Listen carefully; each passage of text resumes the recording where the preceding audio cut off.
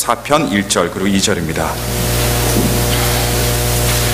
구약성경 905면을 여러분께서 찾아주시면 되겠습니다. 시편 144편 1절과 2절 말씀드리겠습니다.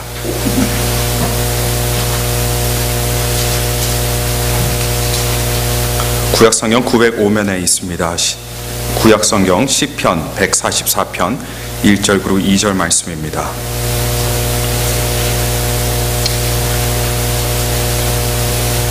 다 찾으신 줄 믿고 제가 봉독해 드리겠습니다. 나의 반석 여호와를 찬송하리로다. 저가 내 손을 가르쳐 싸우게 하시며 손가락을 가르쳐 치게 하시도다. 여호와는 나의 인자시오 나의 요새시오 나의 산성이시오 나를 건지시는 자시오 나의 방패시오 나의 피난처시오 내 백성을 내게 복종케 하시는 자시로다. 아멘. 이도환 씨가 쓴 마음을 밝혀주는 인생의 지도라는 책에 이런 이야기가 있습니다. 나라를 다스리는 왕이 작은 마을을 방문하게 되었습니다. 그런데 그 마을에 사는 사람들이 서로 비난하고 헐뜯는 그런 분위기를 이 왕이 쉽게 눈치챌 수가 있었습니다. 분위기가 심상치 않은 이유가 도대체 뭘까 생각하던 왕이 그 이유를 찾아냈는데 마을 사람들 간에 빈부격차가 너무 심한 게 문제였다고 합니다. 부자들은 가난한 자들에게 게을러서 저렇게 가난하고 못 산다, 도대체 생각하는 것도 참 가난하다 그러면서 욕하고 무시하더랍니다. 반면에 가난한 사람들은 도대체 부자들이 자기 뱃속만 채우고 가난한 사람들의 등골을 뽑아서 재물을 모아서 사는 비계덩어리들이다, 이렇게 또 비난하면서 헐뜯었다는 겁니다. 왕이 안타까운 마음으로 마음을 쭉 둘러보고 연회가 끝날 무렵에 마을 사람들을 다 모았습니다. 그리고 떠나기 전에 왕이 마을 사람들을 향해서 이렇게 말했습니다. 내가 사랑하는 왕자가 여기 볼 일이 있어서 당분간 이곳에 머물게 할 터이니 마을 사람들은 부디 왕자를 사랑으로 다 잘 대해줄 것을 부탁하노라. 이 말을 듣자마자 마을 사람들이 깜짝 놀랐습니다. 그리고 왕에게 물어봅니다.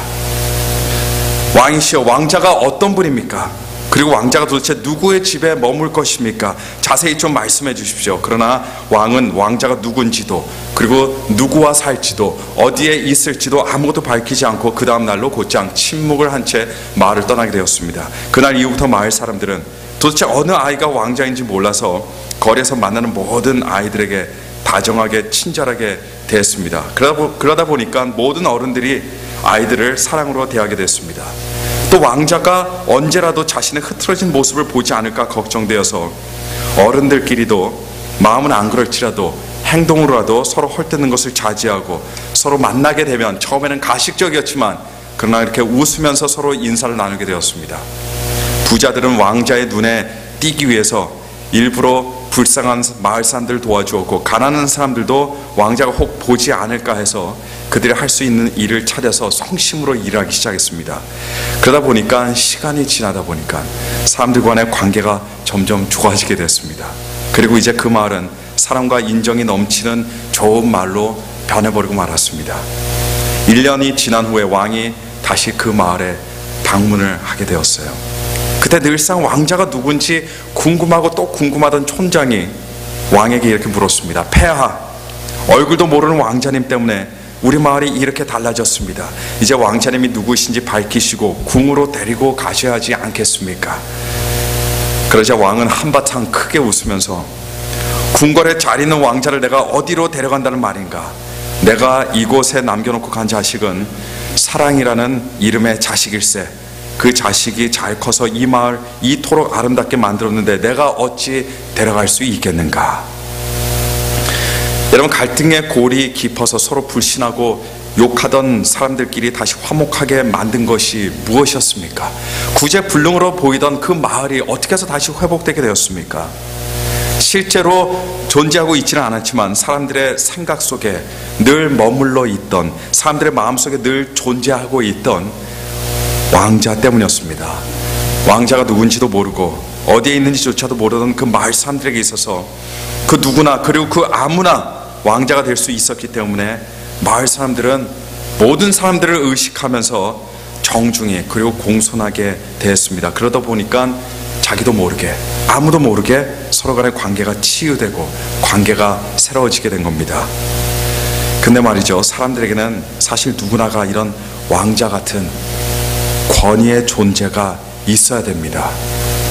이런 권위적인 존재가 있다면 그 누구든 스스로를 돌아보게 되어 있습니다. 그 누구든 스스로 조심하게 되어 있습니다. 그리고 다시 생각하게 되고 그리고 삼가게 되면서 결코 경솔하게 행동하지 않습니다. 그리고 교만하지 않도록 만들어줍니다. 제가 어릴 때 한 1년 정도 할아버지와 할머니와 함께 살았던 적이 있었습니다. 제 할아버지 할머니는 다른 할아버지와 다른 할머니와는 굉장히 다른 부분들이 많으신 그런 분들이셨어요. 다른 할아버지 할머니들은 손자 손녀들을 너무 사랑하다 보니까 굉장히 스포일을 잘 시키는 경우가 많았는데 저희 할아버지 할머니는 전혀 그렇지 않았습니다. 아주 굉장히 엄하신 그런 분들이셨어요. 주변을 보면 늘 함께 놀아주시고 장난도 다 받아주시고 무조건 오야 오야 해주시는 이런 할아버지 할머니를 보면 왜 이렇게 우리 할아버지 할머니 이렇게 다르실까 제가 이렇게 평소에 늘 생각했습니다. 저는 어릴 때 단 한 번도 할아버지 할머니에게 매달리거나 애교를 부려본 기억이 전혀 없습니다. 대신 평소에 예의범죄를 강조하시던 할아버지 할머니께 늘 혼만 났던 그런 기억이 납니다. 제가 그렇게 나쁜 아이도 아니었는데도 불구하고 혼이 많이 났어요. 그러다 보니까 할아버지 할머니와 함께 살 때라든가 아니면 나중에 할아버지 할머니 집에 놀러 가실 때는 그 두 분들이 항상 의식이 되는 거예요. 그 두 분들 앞에서는 제가 굉장히 조심스러웠습니다. 지금 할아버지께서는 벌써 세상을 떠나신 지 오래되셨고 저 할머니께서는 이제 90도 훨씬 넘으셨습니다. 근데 아직도 정정하세요. 그래서 제가 다 크고 나서는 더 이상 아마 혼내실 것이 없으신지 너무 완벽하게 커서 그랬는지 더 이상 혼을 안 내시더라고요. 근데 지금 가끔 한국에 나갈 일이 있어서 할머니 꼭 찾아뵙고 인사를 드릴 때면 또 예전과는 많이 다르십니다. 그때는 언제든지 안아주시고 다 큰 징그러운 손자의 얼굴에 뽀뽀해 주시고 손을 잡아주시는 분이 바로 우리 할머니십니다. 근데 지금 돌이켜보면 바로 할아버지와 할머니와 함께 살던 그때 굉장히 힘들고 어려웠습니다. 고통스러웠습니다. 아버지 어머니께 같이 살고 싶지 않다라고 그렇게 투정을 부릴 때도 많았습니다. 근데 그때 돌아보면 삶의 자세에 대해서 그리고 사람을 대해야 되는 부분들에 있어서 어느 때보다도 많이 배웠고 또 많이 성숙해졌다는 그런 확신을 저는 오늘 이 시간까지도 가지고 있습니다. 왜 그럴까요, 여러분? 왜냐하면 그분들이 제게 있어서 진정한 어른 역할을 해주셨기 때문이었습니다. 우리 기독교인들은 어떤 사람들입니까? 우리 기독교인들은 비록 나이가 많은 어른이다 할지라도 그리고 자식들을 키우고 또 손자 손녀를 둔 사람이다 할지라도 지극히 높으신 어른을 바로 코앞에 모시고 그리고 눈앞에 모시고 살아가는 사람들이 그 사람들이 바로 그리스도인들입니다. 저기 멀리 거리를 두고 지내는 어른이 아니라 우리가 우리의 바로 코앞에 모시는 어른, 우리의 눈앞에 모시는 어른, 우리의 얼굴 앞에 모시는 어른, 우리 마음에 모시는 어른이 바로 하나님이심을 믿으시면 오늘 시간 아멘 하시길 바랍니다. 하지만 여러분, 하나님께서 언제 우리 인생의 어른이 되어주실까요? 언제 그리스도인의 삶에서 어른으로서의 그분의 권위와 능력을 보여주시겠습니까? 바로 우리가 우리 인생 전반에 있어서 하나님을 가장 큰 어른으로 우리가 인정할 때, 그리고 그 하나님을 우리가 매사에 의식하며 살 때 하나님께서는 진정 우리 마음에, 우리의 인생에, 우리의 삶에 어른이 되어주십니다. 방탕하고 스포일된 아이들의 특징이 뭔지 아십니까? 스포일된 아이들은 어른이 있어도 제멋대로입니다. 어른이 말해도 그 말 듣질 않아요. 어른이 있어도 그 자리에서 그 사람이 어른이 아닙니다. 왜 그렇습니까? 왜냐하면 어른이라는 의식이 없기 때문입니다. 스포일된 그리스도인들도 마찬가지예요. 자신의 뜻대로 살아가는 그리스도인들도 마찬가지입니다. 하나님께서 계시지만 하나님의 권위를 인정하지 않습니다. 그리고 하나님을 매일의 삶에 있어서 의식하지 못하다 보니까 그런 사람들 스포일된 그리스도인으로 살아갈 수밖에 없습니다. 제멋대로 사는 그런 그리스도인이 될 수밖에 없다는 겁니다. 여러분, 우리의 삶이 언제 변하고 언제 달라집니까? 사실 내가 마음을 먹는다고 우리가 쉽게 달라지지 않습니다. 그렇게 해서 사람이 달라진다면 우리는 벌써 수백 번도 달라졌을 겁니다. 그러나 달라지지 않아요. 왜냐하면 우리의 마음이 금방 풀어지기 때문입니다. 우리의 마음이 금방 다시 변하기 때문입니다. 우리의 삶이 변화되기 시작하는 시점은요, 제가 이야기해드린 마을 속의 왕자 이야기 속에서 마을 사람들이 왕자를 의식하면서 살다가 그들이 자신도 모르는 사이에 변화된 것처럼 우리도 하루하루를 살아가더라도 하나님의 존재를 의식하며 하나님의 권능과 권위의 말씀을 우리가 의식하며 살아갈 때 우리는 그때 비로소 우리의 행동이 변화되게 됩니다. 그때 우리 비로소 우리의 말이 변화되게 됩니다. 우리의 생각이 변하고 결국은 무엇까지 변하게 됩니까? 우리의 삶까지도 변하게 됩니다. 오늘 우리가 함께 읽은 시편 144편은 다윗이 지은 시입니다. 어떤 유대 랍비들에 따르면요, 이 시는 다윗이 골리앗과의 일생일대 일전을 바로 코앞에 두고 있을 때 읊었던 시라고 합니다. 그러니까 만약 그 의견이나 그 전통이 맞다고 한다면 다윗은 이 시를 읊을 때 바로 그 순간에 자기 앞에는 누가 있었다는 이야기입니까? 골리앗이 있었다는 이야기예요. 그 골리앗이 거대한 창자루를 들고 기세 등등하게 있었다는 겁니다. 그리고 동시에 다윗의 바로 옆에는 골리앗이 무서워서 덜덜 떠는 이스라엘 군사들이 있었다는 거예요. 다윗은 이런 상황을 뼛속 깊은 곳까지 느끼면서 이 시를 만들었을 겁니다. 하지만 이 시가 정말 다윗이 골리앗을 대하고 있는 그때를 배경으로 쓰여진 시인지 아닌지 확인할 길은 없습니다. 다만 한 가지 확실한 것은 144편 우리는 오늘 1절과 2절만 읽었는데 전체를 읽어보시면 여러분께서 아실 거예요. 다윗은 지금 전쟁에 임하는, 그리고 싸움에 임해야 하는 사람으로서 지금 역사의 한순간에 한 자리에 한 시간에 한순간에 서 있다라고 하는 그런 사실입니다. 그렇습니다. 다윗은 지금 큰 싸움을 싸워야 하는 그런 시점에 있습니다. 구체적으로 다윗이 싸우려는 그 싸움이 도대체 어떤 싸움인지 알 수는 없지만, 그러나 이번에도 다윗을 향해서 적의 칼끝이 시퍼렇게 세워져 있습니다. 이번에도 다윗은 과거에 치러야 했던 다른 어떤 싸움이나 전쟁들만큼이나 그의 목숨을 걸어야 하는 바로 그런 상황입니다. 그리고 이번에도 한치의 미래도 확실히 보장받을 수 없고 장담받을 수 없는 그런 긴장의 순간에 다윗은 서 있는 겁니다. 다윗의 인생을 보면 그의 인생에는 확실히 참 수많은 싸움들이 있었습니다. 다윗 시대의 이스라엘 역사만 봐도 그의 삶에 많은 전쟁들과 싸움이 있었다는 것을 우리는 알 수 있지만, 또 동시에 그가 지은 많은 시편들을 보더라도 그가 비록 하나님의 마음에 합한 사람이었고 하나님의 사랑을 받고 하나님의 은총을 받는 그런 축복의 사람이었다 할지라도, 그러나 그의 인생이 늘 형통하고 늘 조용하고 평화롭지 않았다는 것을 우리는 금방 발견할 수가 있습니다. 그런데 가만히 보면 다윗만 그런 인생을 살아가는 것이 아니에요. 우리들도 마찬가지입니다. 인생에는 많은 싸움들과 전쟁들이 있습니다.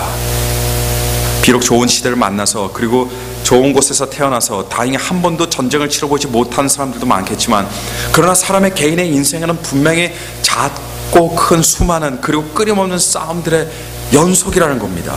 겉으로 봐서는 모두가 평안해 보이죠. 겉으로 봐서는 모두가 아무 문제 없어 보입니다. 그러나 모든 사람들은 끊임없이 싸움을 하게 되어 있습니다.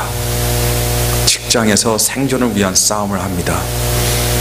사업상의 경쟁을 위해서 싸움을 하죠.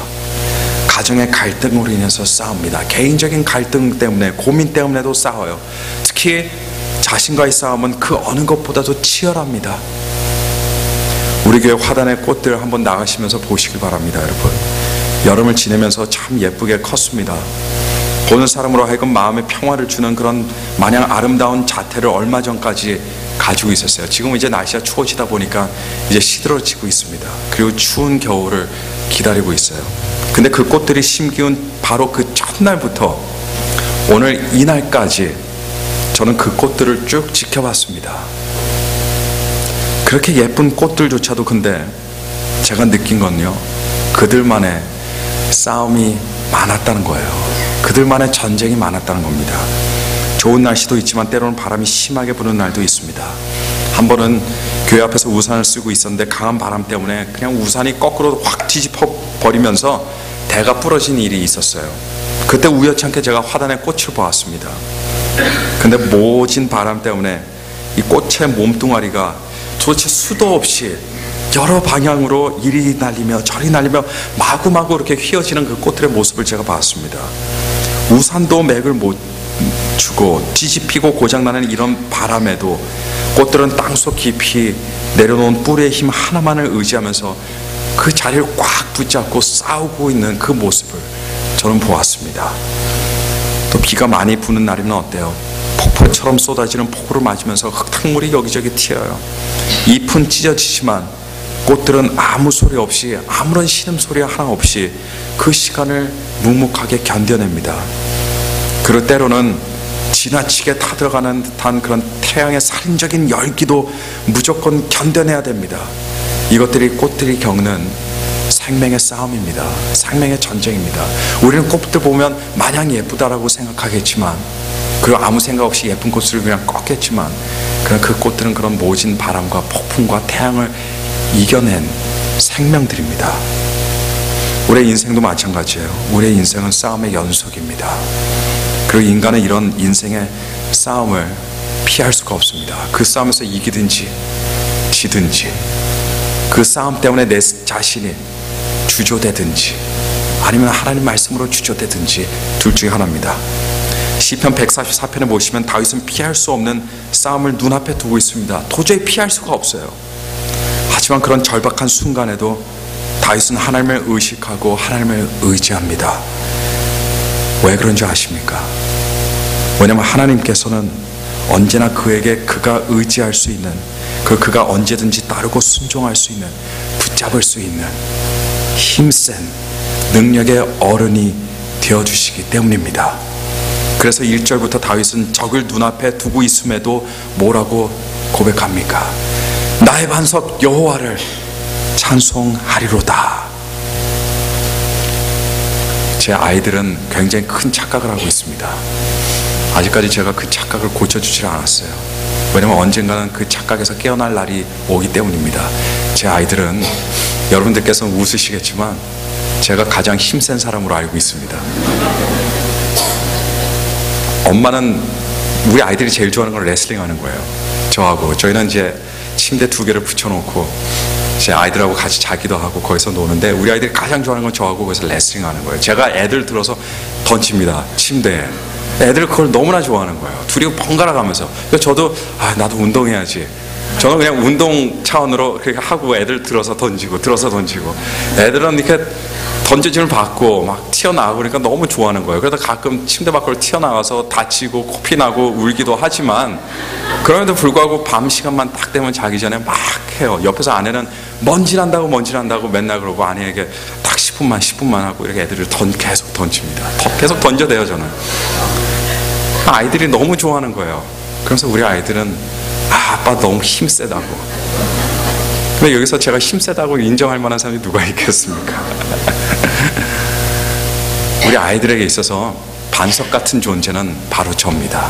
제가 보기에 좀 이렇게 감기도 잘 걸리고 좀 이렇게 약하게 보여도 우리 아이들에게 있어서 반석은 저예요. 그래서 매달리면 저에게 매달립니다. 엄마에게 절대로 매달리지 않습니다.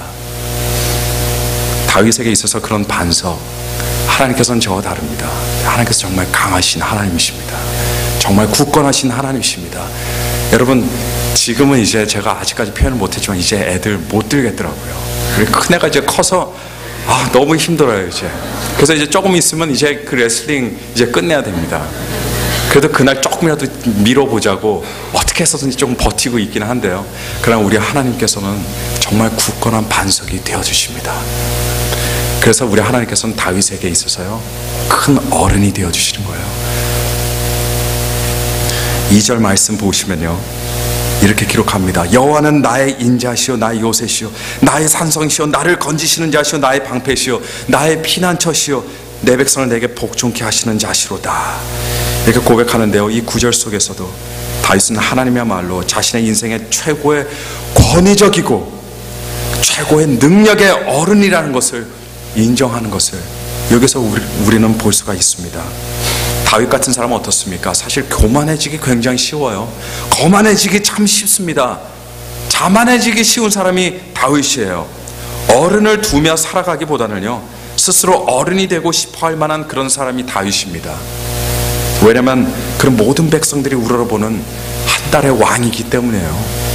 그러다 보면 모든 사람들이 자기를 우러러보면요, 사람은 착각하게 돼 있어요.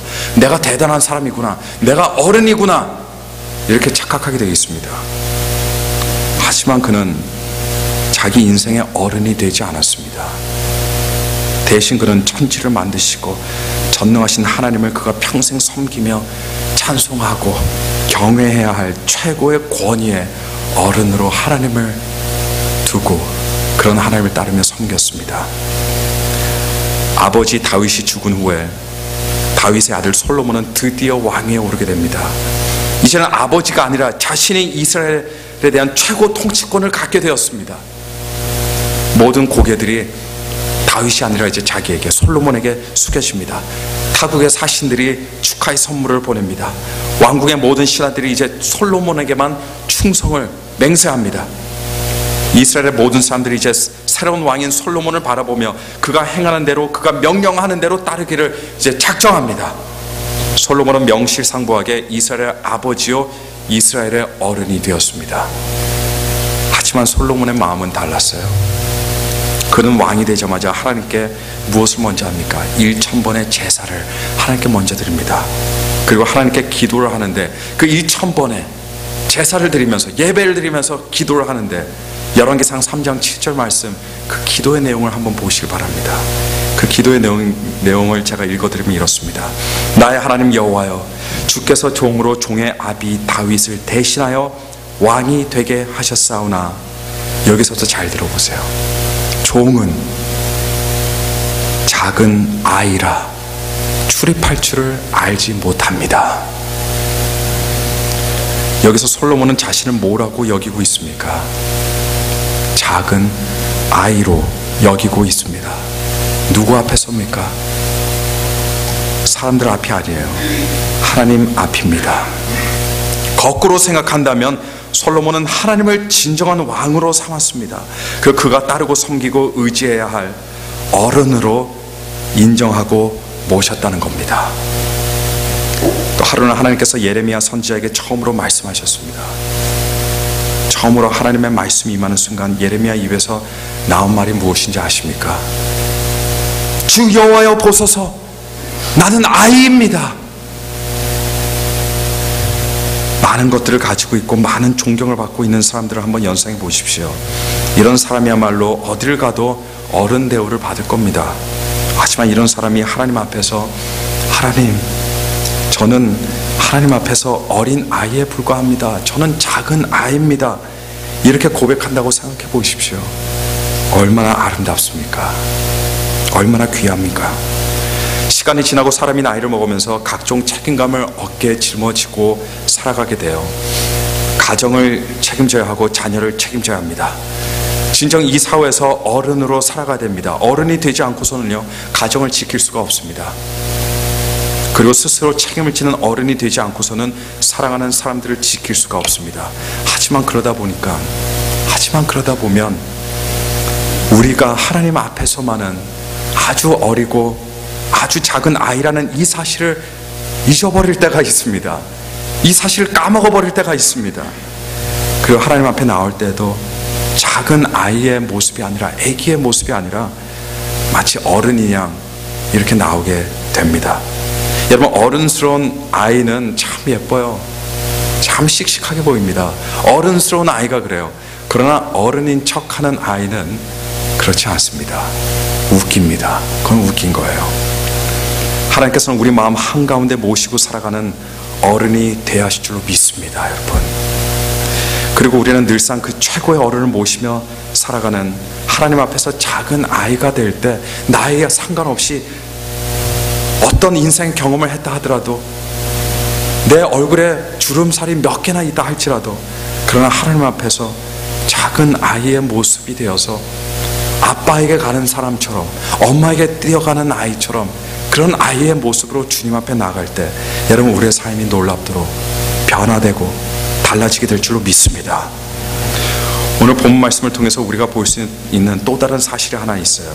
1절 말씀 중반부를 보시길 바랍니다. 거기에 보니까요, 저가 내 손을 가르쳐 싸우게 하시며 손가락을 가르쳐 치게 하시도다. 다윗은 그의 일생 동안에 수많은 싸움을 했고 물론 위태위태하던 순간들도 있었지만 그럼에도 불구하고 수많은 승리를 거두었습니다. 그런 다윗이 하나님께서 내 손을 가르쳐 싸우게 하시며 내 손가락을 가르쳐 치게 하시는도다 라고 이렇게 고백하고 있습니다. 하나님 앞에서 작은 어린아이의 심령을 가지고 있는 사람들은 여러분 그 특징이 있어요. 하나님께 배우려고 합니다. 하나님께 지도를 받으려고 합니다. 하나님께 훈련을 받으려고 합니다. 이것이 어린아이의 특징입니다. 아까도 말씀을 드렸지만 우리 삶에는 다윗처럼 작고 많은 싸움들이 있습니다. 어떤 싸움들은 감당하기 할 만한 그런 싸움들도 있어요. 그러나 어떤 싸움들은 아주 힘든 싸움도 있고 아주 오래 가는 그런 싸움들도 있습니다. 어떤 싸움들은 우리 일평생 내내 가는 그런 싸움도 있습니다. 저도 제 나름대로 싸움이 있어요. 여기 앉아 계신 분들도 나름 여러분들의 싸움이 있을 겁니다. 제가 다른 사람의 싸움을 대신 싸워줄 수는 없습니다. 다른 사람들도 제 싸움을 대신 싸워줄 수는 없습니다. 하지만 우리 모두 깨달아야 할 진리가 있다면, 우리가 지금 어떤 싸움을 하고 있다 하더라도, 우리의 인생에 어떤 고민이 있다 하더라도, 어떤 갈등이 있다 하더라도, 여러분, 우리는 그 이기는 방법, 싸우는 방법을 우리는 하나님께 반드시 배워야 된다는 겁니다. 요한복음 14장에 보시면 예수님께서 자신이 십자가에 돌아가시고 부활 승천하신 이후에 하나님의 성령을 보내주시겠다고 약속하시는 그 놀라운 장면이 기록되어 있습니다. 근데 우리에게 있어서 보혜사 성령님이 도대체 왜 필요합니까? 왜 필요하길래 우리 주님께서 성령님을 약속하셨습니까? 그 이유 하나를 26절에 우리는 보게 됩니다. 요한복음 14장 26절 말씀 보니까 보혜사 곧 아버지께서 내 이름으로 보내실 성령, 그가 너에게 모든 것을 가르치시고 내가 너에게 분부한 모든 것을 생각나게 하시리라, 기억나게 하시리라. 그리고 성령께서는 어떤 면에서 보면요, 우리의 인생의 감독이자 코치입니다. 축구 경기를 보시면 선수들은 뛰느라고 정신이 없어요. 하지만 감독은 그 열심히 뛰는 선수들에게 고래고래 소리 지르면서 지시하느라고 정신없습니다. 오늘도 성령님께서는 우리 인생의 여러 가지 문제들 앞에서 우리들에게 코치를 하시고 지시를 하십니다. 그리고 가르치시고 성경을 통해 예수님의 말씀들을 생각나게 해주십니다. 그리고 우리는 어린아이처럼 하나님께서 우리의 코치라는 그 사실을 인정하고 감독이라는 사실을 인정하고 우리는 귀를 기울일 수 있어야 됩니다. 우리는 그 코치를 받을 수 있어야 됩니다. 배울 수 있어야 됩니다. 작은 아이가 되어서 우리는 성령님의 코치를 받으면서 감독이신 하나님을 따르며 배울 때, 여러분 그때 우리의 손이 단련되게 되어 있습니다. 우리의 인생의 손가락들이 하나하나 강하게 만들어진다는 것을 여러분 오늘 시간 믿으시길 바랍니다. 많은 사람들이 하나님께서는 예배를 받으시고 우리가 믿어야 할 하나님으로 생각합니다. 이건 당연히 맞는 말이고 당연한 일이에요. 하지만 한 걸음 더 나아가서 우리 하나님께서는 언제나 우리가 의식해야 될 그런 어른이십니다. 우리가 의식을 하지 않는다면 그 사람은 어른이 아니에요. 우리가 하나님을 매 순간에 의식하지 않는다면 그분은 우리의 삶에 하나님이 되어주시지 않으십니다. 우리가 매 순간 의식해야 됩니다. 예배를 드리는 순간에도 하나님을 의식하고, 바깥에 세상에서 우리가 일하는 순간에도 하나님을 의식합니다. 하나님이라면 어떻게 하실까? 하나님 지금 보시고 계시겠지. 우리가 공부하는 순간에도 하나님 지금 이 자리에 함께 하심을 믿습니다. 그런 의식을 하며 살아갈 때 여러분 하나님께서 우리에게 진정한 어른이 되어주시고 우리 다윗이 찬양했던 반석이 되어주신다는 사실을 잊지 마시기 바랍니다. 우리 하나님께서는 일주일에 한번 이곳에서 예배드리는 순간에 우리가 다시 한번 기억하고 떠올리며 의식해야 되는 그런 상황에 있는 그런 하나님이 아니십니다. 매일마다 매 순간마다 의식해야 하는 분이 바로 하나님이세요. 그런 하나님을 모시고 살아가면 우리의 행동이 달라지게 되어 있습니다. 그 큰 어른이 바로 코앞에 있는데 여러분 우리가 어떻게 아무렇게 살아갈 수가 있겠습니까? 특히 우리 동양 문화에서는 그래요. 누가 우리 젊은 사람들이 편하게 혼자 있다고 발을 꼬고 있고 편하게 누워있다 하더라도 그러나 어른이 들어오는 순간 어떻게 됩니까? 그 사람 얼른 자세를 바꿔버려요. 그리고 정중하게 이렇게 딱 앉아있는 모습을 우리는 쉽게 볼 수 있습니다. 그거 당연한 거예요. 마찬가지로 하나님을 우리가 의식하는 순간 우리의 생각과 우리의 정신과 우리의 행동 모든 것들이 달라지게 돼 있답니다. 그렇게 달라질 때 여러분 우리 믿음의 내공이 쌓이고 믿음의 저력이 생기게 되어 있습니다. 습관이 우리의 인생에 배어지게 되어 있어요. 그러면 우리의 삶이 달라지게 되어 있습니다. 하나님께서 언제 동행해 주십니까? 우리 하나님께서 동행해 주시는 하나님이세요. 그러나 우리가 하나님께서 언제 동행해 주신 줄 아세요? 우리가 하나님을 의식할 때, 우리가 하나님을 생각할 때 그때 동행해 주십니다. 여러분의 일평생 살아갈 때 여러분 하나님 일주일에 한 번 만나고 살아가는 그런 사람들 되지 마시길 바랍니다. 매일마다 동행하며 살아가시는 그런 사람들 되시길 바랍니다. 동행하며 살아가다가 나중에 하늘나라 가서도 매일처럼 영원처럼 하나님과 동행하는 그런 연속적인 삶을 사는 것이 바로 정상적이고 축복된 그리스도인의 삶이라는 사실을 오늘 시간 믿으시길 바랍니다. 동시에 우리 하나님께서는 동행만 해주시는 하나님이 아니세요. 우리의 코치십니다. 감독이십니다. 여러분 누구에게 물어보겠습니까? 하나님께 물어보십시오. 누구에게 기도합니까? 하나님께 기도하십시오. 여러분, 왜냐하면 성령님께서야말로 우리의 인생의 코치시고 감독이시기 때문입니다. 여러분, 우리가 그 코치와 감독을 따를 때 우리의 손이 전사의 손으로 단단해지고 강해지게 됩니다. 그러나 우리는 전사라도 하나님 앞에서는 항상 작은 아이예요. 아버지 어머니 앞에서는 저는 항상 작은 아이입니다. 어른이 됐다 할지라도 부모님 앞에서는, 할아버지 할머니 앞에서는 항상 저는 아기같이 그렇게 부모님 대하고 할아버지 할머니를 대합니다. 마찬가지로 하나님 앞에서는 누구도 작은 아이가 되어야 돼요. 작은 아이가 될 때 여러분 우리가 하나님께 영광 돌리면서 하나님의 지도를 받고 하나님의 편달을 받고 하나님의 인도를 받으면서 살아갈 수 있다는 겁니다. 여러분, 작은 아이라고 해서 그것이 웃긴 게 아니에요. 유치한 것이 아닙니다. 여러분, 작은 아이가 하나님 나라에서는 큰 사람이 된다는 것을 믿으시길 바랍니다. 오늘 이 자리에 몇 명이 모였는지 모르겠습니다. 보면 한 80명, 90명이 모여있는 것 같아요. 오늘 지금 80명, 90명의 성인들이 앉아있는 것이 아니에요. 오늘 이 순간에는, 하나님 앞에 있는 순간에는 80, 90명의 어린 작은 아이들이 모여있는 겁니다. 여러분, 그 아이의 모습으로 우리 하나님께 애교도 부리고 또 투정도 부리고 또 하나님께 간구하고 간청하고, 하나님 저 못 살겠어요, 어려운 일이 있으면 이렇게 매달려 보기도 하는 그런 여러분 귀여운 하나님 앞에서 어린 아이들이 되기를 오늘 시간 간절히 축원합니다. 우리 다 함께 들은 말씀 기억하시면서 우리 기도하실 때, 하나님 저 정말 하나님 앞에서 작은 아이입니다. 연약한 아이입니다. 하나님 오늘 이 시간 우리 아버지 되시는, 우리의 반석 되시는 하나님의 품에 안기기를 원합니다. 하나님 저를 안아주시고 품어주시고 저를 붙잡아 주옵소서.